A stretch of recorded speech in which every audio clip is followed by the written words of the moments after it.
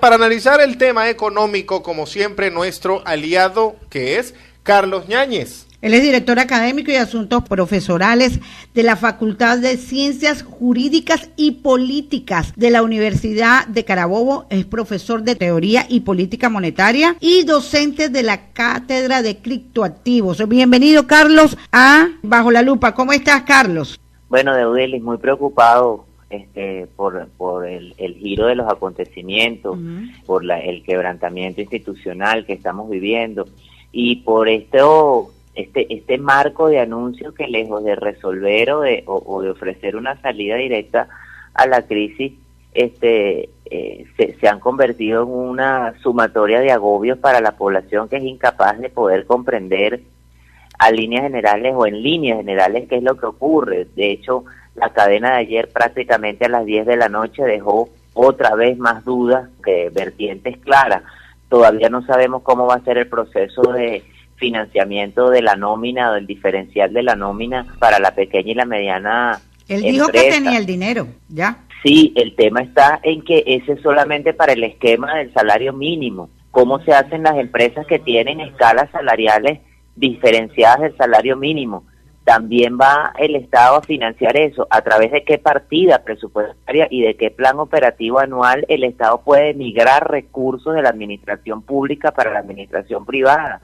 Va a pagar nóminas a través de la partida 401, que es la partida con la cual se honran los compromisos salariales en el sector público.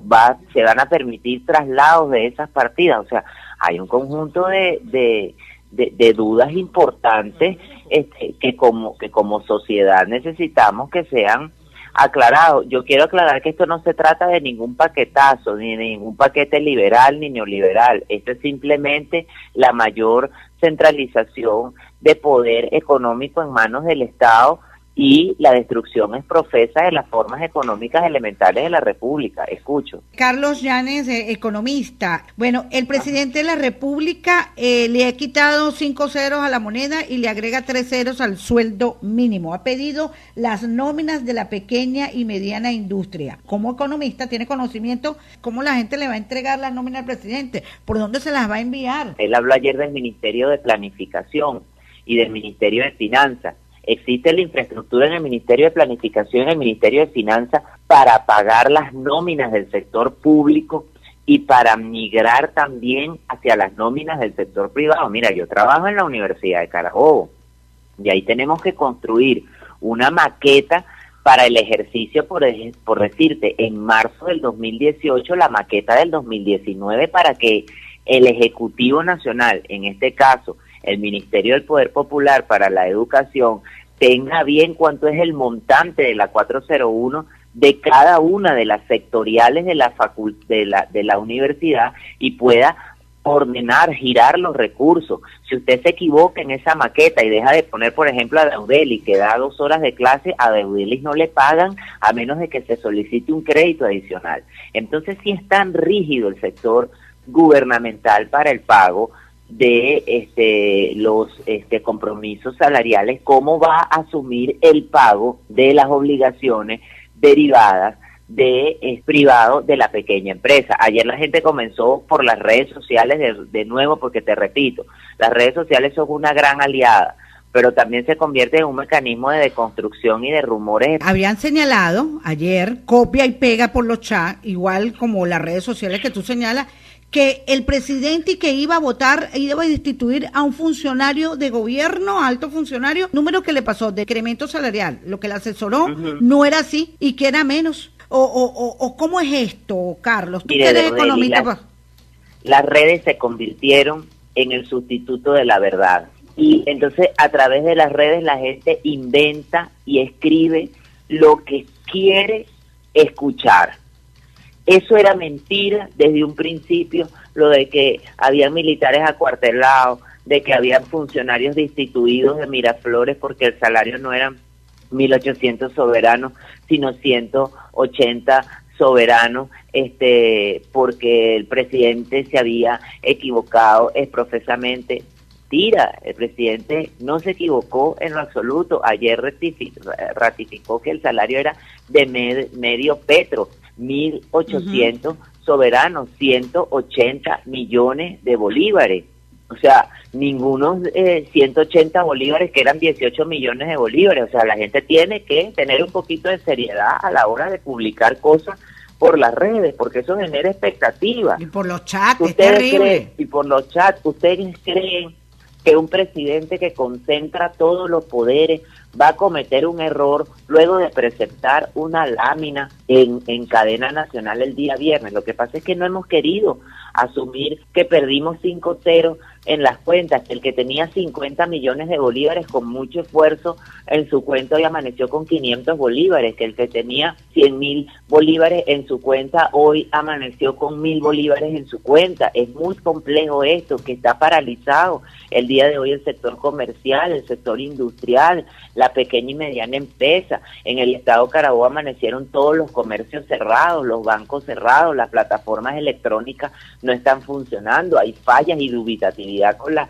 redes de telecomunicaciones. O sea, es un problema grave. ¿Tú te imaginas una gente que se haya enfermado el día de ayer cuando la propia vicepresidenta de la República manifestó que la banca había perdido la digitalización y estaban atendiendo call center para poder dar respuesta ante cualquier emergencia médica? El día de ayer en la noche, acá en el estado Carabobo, intervinieron un centro de especialidades quirúrgicas ubicado en el municipio Los Guayos por negarse, según, a prestar servicio, y fue intervenido, y hay 3 miembros de esa clínica detenidos en el Ministerio Público. Entonces, la situación en la República es, en líneas generales, muy, muy compleja, muy llena de incertidumbre, y la gente, al no saber, entonces deconstruye la verdad e inventa cosas que son totalmente insostenibles. Lo de la nómina en los 90 días, también hay un factor importante a manifestar, y es que el presidente de la República prohibió al sector de la pequeña y la mediana industria trasladar al precio de bienes y a las tarifas de los servicios el incremento salarial, porque es el Estado quien se va a ocupar de pagar ese diferencial que comporta el seguro social, diferencial que comporta la antigüedad, diferencial que comporta el Banaví, diferencial que comporta un conjunto de deberes para fiscales y de nómina asociadas al salario. Y manifestó que el incremento era a partir del 1 de septiembre y que los excedentes de producción que se generen en función a este subsidio directo que se generará en la nómina alimentarán entonces los mecanismos de distribución derivados del CLAP.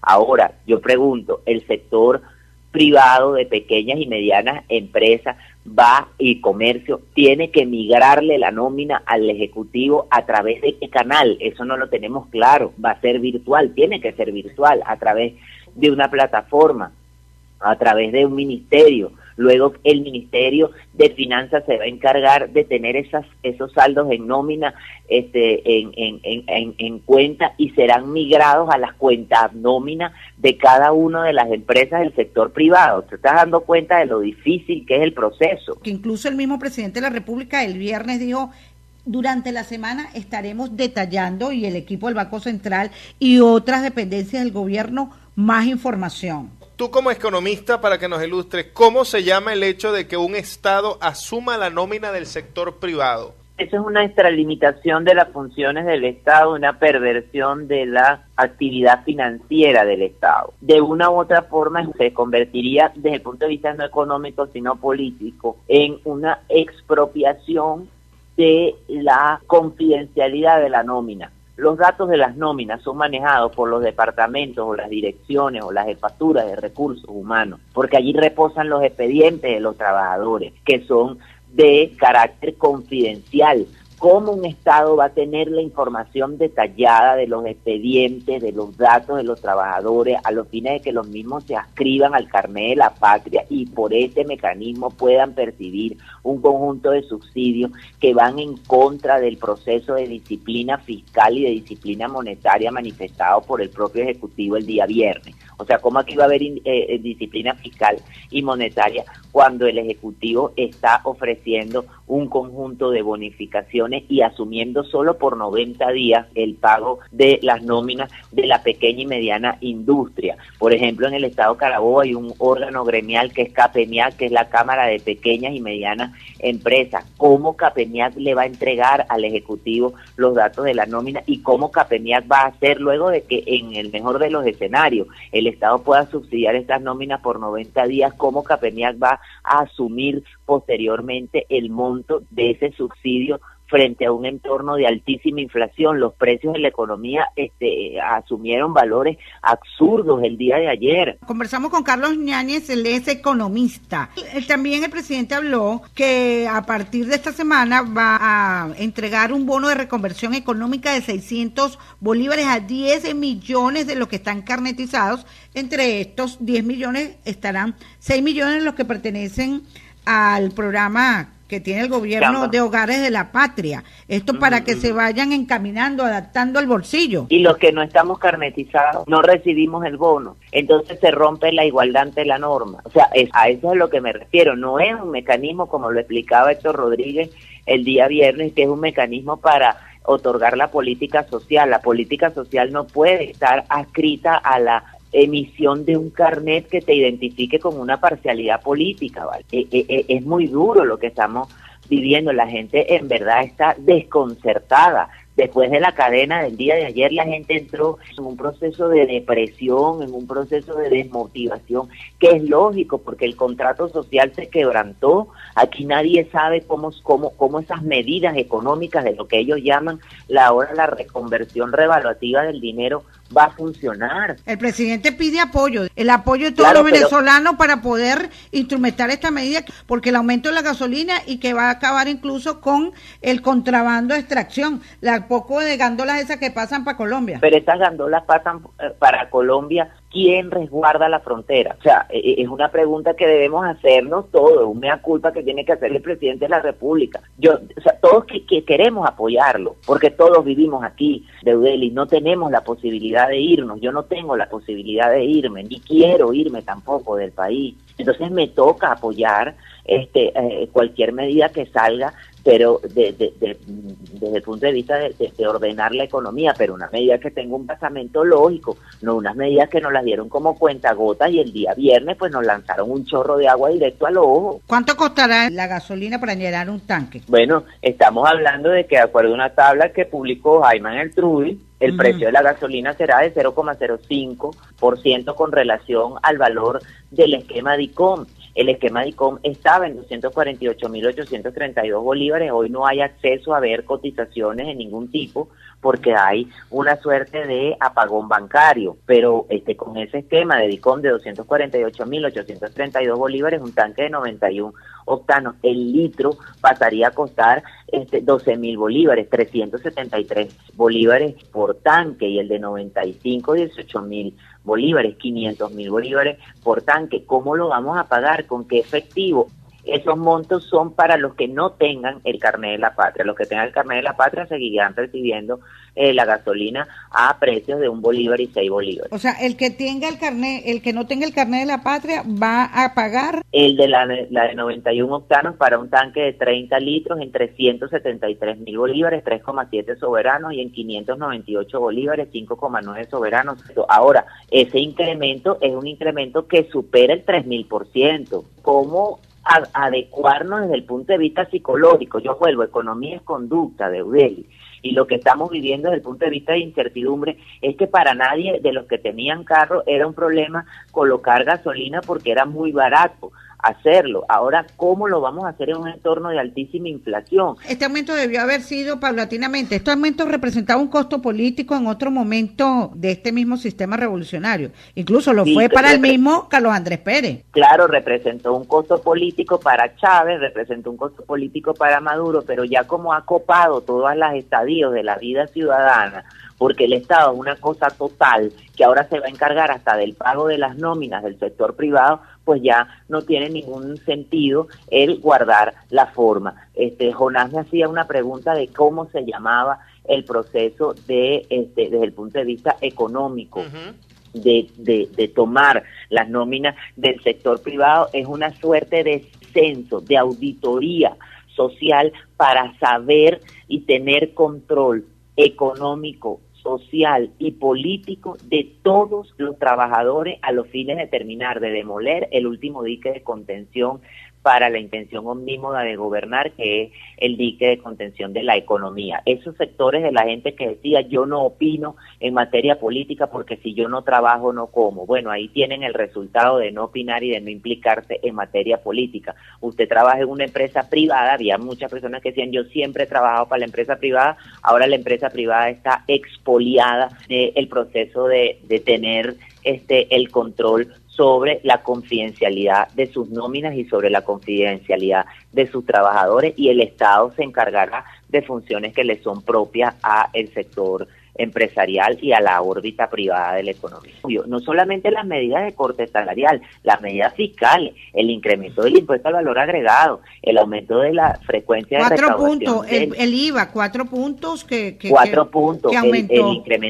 El incremento de la frecuencia de recaudación del impuesto al valor agregado, el pago por anticipado del impuesto sobre la renta, el esquema de ajuste de los servicios. Vamos a seguir pagando la ridiculez que pagamos por los servicios públicos. Ese salario que me bonificaron, que yo quiero aclarar, no está asociado ni anclado a ningún activo seguro. Cuando usted ancla la moneda, su moneda, la circulación dineraria doméstica, a otra moneda, usted se trae la confianza de la moneda externa a su economía, la del dólar, la del euro, la del yuan chino, si no quiere nada con el euro, la del yen japonés. Cuando te traes esa confiabilidad, permites que tu moneda circule en función de la confianza. No es como indicó ayer un catedrático de la UCB que dijo que eso era una tontería, creer que el dinero circulaba en torno a la confianza. Claro que circula en torno a la confianza, y si no circulara en torno a la confianza, hoy hubiesen amanecido las calles de Nueva Esparta y del estado Carabobo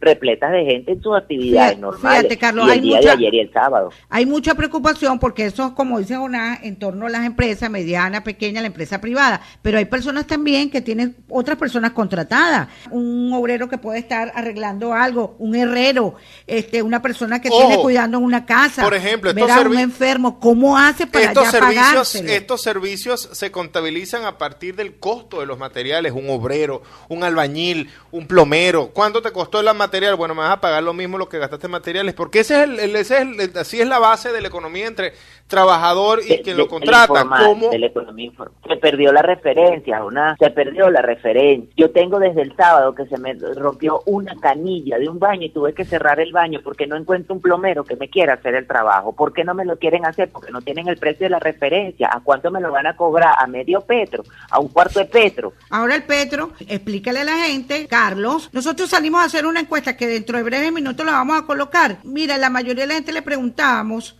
si conocía el Fondo Monetario. El hecho del tachá 5-0, la gente está confundida. Sí, entonces... Mira, tú le preguntas a una gente cuántos son 2.400.000 bolívares en el Fondo Monetario y no saben que nosotros son tampoco. Bolívares. Bueno, y entonces dinos el cambio ese fluctuante, que soberano va a estar anclado al petro. En palabras que entendamos todito, pues. Sencillitas, cuando el precio del barril de petróleo suba, el tipo de cambio se aprecia y por ende se encarece el petro y sube el salario. Cuando el precio del barril de petróleo baje, se deprecia el tipo de cambio, baja el valor del tipo de cambio y por ende baja el valor del petro. ¿Cómo se hizo el cálculo?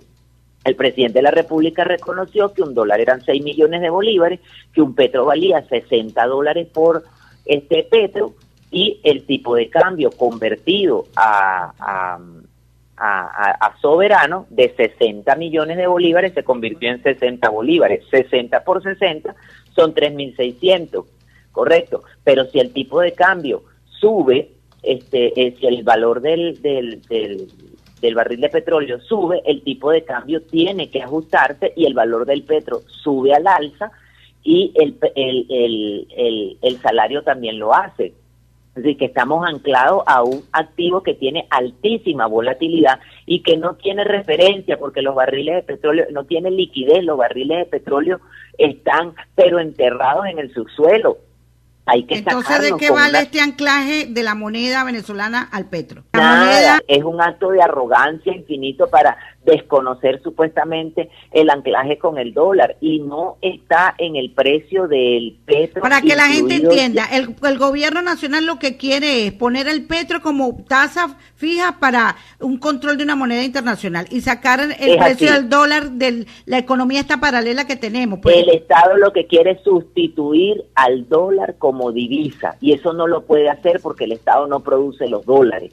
Correcto, y dentro del valor del petro está inserto el tipo de cambio, porque usted toma el tipo de cambio de 60 bolívares soberanos por dólar, que viene de asumir que 6 millones de bolívares o costaba un dólar en la economía, y de hecho si consultan los portales de Dollar Today del día de hoy, Dollar Today amaneció en 59,9 bolívares por dólar, es decir que se está reconociendo la tasa de cambio paralela. Esto es simplemente el establecimiento de una economía alterna, de una economía para la dominación y de una economía para terminar de demoler las formas de libertad en la República, porque la economía es el dique de contención que garantiza el primero de los derechos, que es el derecho económico de Eudeli, Jonás y la audiencia, que lo tenemos pervertido desde el momento en que no podemos adquirir los bienes y servicios, o desde el momento que tenemos que sacarnos un carnet para poder echar gasolina en el carro, que yo no culpo a la gente que se saca el carnet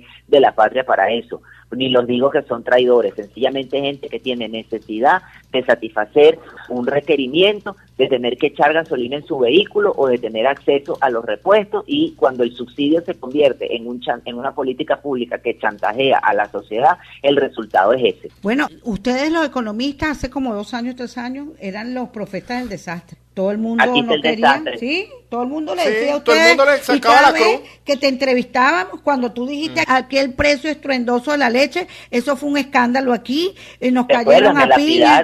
¿Sí? En tu programa. Sí, te cayeron a piña. Yo era un profeta del desastre, y no solamente en tu programa. Yo trabajé en la administración pública local en el estado Carabobo, en una alcaldía de oposición y en un directorio en 2015. La alcaldesa y los directores me preguntaron cuál era la perspectiva para el 2016, 2017 y 2018, y cuando manifestamos que aquí lo que venía era un proceso de control total y de copamiento de la economía, me dijeron que yo era un profeta de desastre y una suerte de Nostradamus. Ahí está el desastre. Bueno, Carlos Yáñez, director académico y de asuntos profesorales de la Facultad de Ciencias Jurídicas y Políticas de la Universidad de Carabobo, profesor de Teoría y Política Monetaria y docente de la Cátedra de Criptoactivos. Bueno, vamos, lo que te espera en tu salón de clase no es nada fácil, a explicar todo esto también. Bueno, yo ayer, y les tengo que decir, estoy tan deprimido desde el punto de vista personal, que ya me siento que perdí toda mi vida académica y todo el esfuerzo de lo que yo he hecho, de Eudeli, Jonás y la audiencia, que ha sido estudiar y mantenerme 20 años dando clases en la universidad, en una carrera, en una ciencia que lamentablemente se perdió. Entonces, bueno, ya yo no soy ni siquiera economista, díganme bachiller, porque es que esto no se entiende. Aquí habrá que estudiar de nuevo economía y que nos expliquen los asesores en materia económica del presidente Chávez. ¿Y la crisis de efectivo ahora viene más? Indemne. ¿Viene más la mafia? ¿O se controla la mafia el efectivo? Claro, los que venden el efectivo, pues cuando usted controla la economía se generan mercados paralelos en materia económica. Espero de verdad que logremos caminos de coherencia de Eudeli, porque es muy duro, y Jonás también, y la audiencia del Estado nos Esparta, es muy duro ver las calles de la ciudad vacías, ver a la gente inciliada dentro de los hogares, ver que dentro de la propia familia hay un proceso de incilio. El incilio es el resguardo dentro de uno mismo, la huida hacia adentro, en los espacios intrapersonales, porque la crisis es tan grande, la crisis es tan demoledora, que nos ha roto la capacidad de socializar y de al menos compartir el desastre que estamos viviendo. Un abrazo, que Dios y la Virgen del Valle nos bendiga. Muchísimas gracias, Carlos Yáñez. Él es economista de la Universidad de Carabobo, director académico de asuntos profesorales de la Facultad de Ciencias Jurídicas y Políticas de esta casa de estudios, profesor de Teoría y Política Monetaria y docente